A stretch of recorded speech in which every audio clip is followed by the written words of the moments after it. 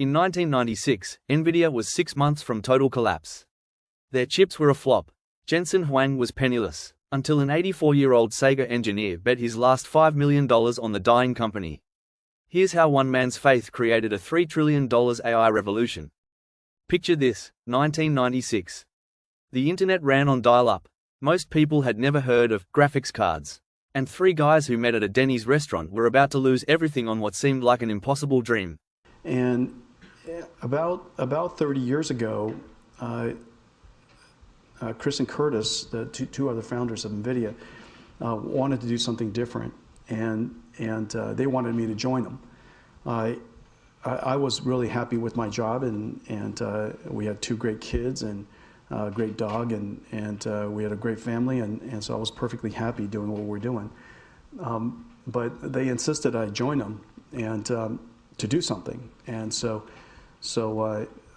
we, the three of us met on a regular basis at Denny's, and then we conceived of what Nvidia is today, an accelerated computing company, and that was really as simple as the beginning as anything. I don't think that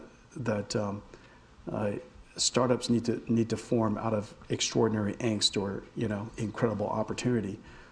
Jensen Huang and his two co-founders started Nvidia in 1993.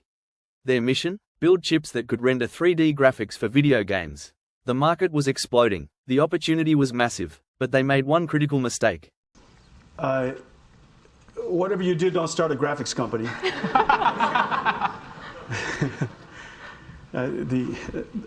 Nvidia being the last, I've always said that Nvidia was the last computer graphics company founded, and that says something about strategy. We were one of 100 computer graphics companies, and also the last one founded. How is it possible that we're the largest in the world today and the only one remaining? There's a strategy study in there somewhere, and that suggests that being first is not necessarily the best. While competitors focused on triangles for 3D rendering, Nvidia bet everything on quadrilaterals.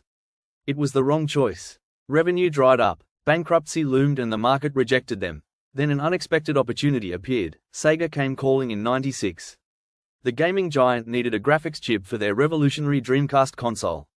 Nvidia landed the contract. It should have saved them. But Jensen realized the fatal flaw. Hello, Sega! Congratulations on the launch of your next-generation Virtual Fighter, and on 30 years of this legendary franchise. Our history with Sega and Virtual Fighter goes all the way back to Nvidia's origins. Sega pioneered 3D for gaming, and Virtual Fighter inspired a whole industry to make this level of graphics possible on PCs. We spent countless hours at our local arcades playing Virtual Fighter.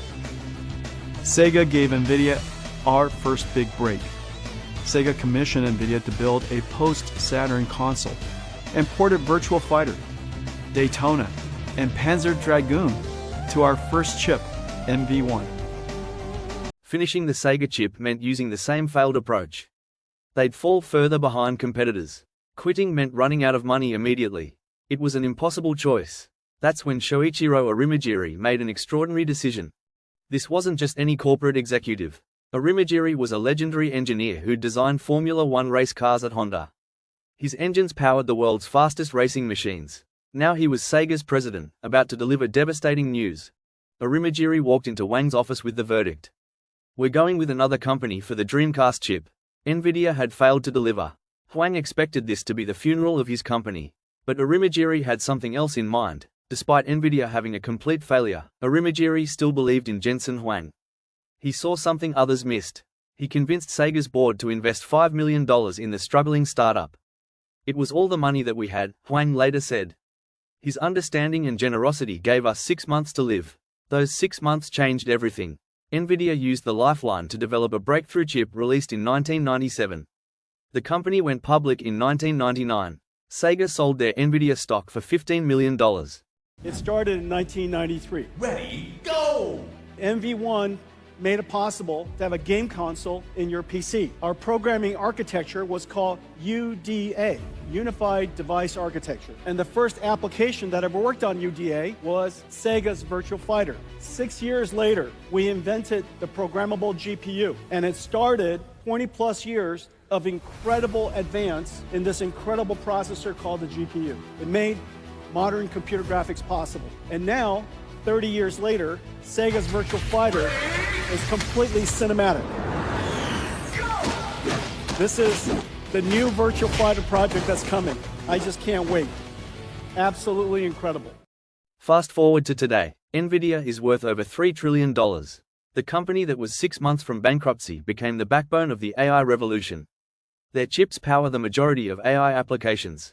Most AI breakthroughs depend on their technology. 1.5 trillion. Now, Nvidia is now worth more than Apple, which is in the number 3 slot. And then you can see it on your screen here. You've got Alphabet and Amazon rounding out the top 5. That's right. And we're taking a look at Nvidia stock because it's been supercharged by artificial intelligence. Shares are up more than 150% so far this year alone, just about there and in that ballpark. Now, we can chart the trajectory of the run up to $3 trillion. And folks, it's giving hockey stick, if you will. Here, take a look at this broader chart that we're going to actually lay out. The timeline here, it only took, get this, the number of trading days that it took to get there, 6,138 trading days to reach a $1 trillion market cap. And then only 180 trading sessions to get to $2 trillion. And then just 66 sessions to get to $3 trillion. The two men lost touch for 20 years. In 2017, Arimajiri tracked down Huang's email address. "This is one of my happy memories in my life," he wrote. Huang replied, "Working with Sega in the beginning of Nvidia is one of the happy memories of my life as well."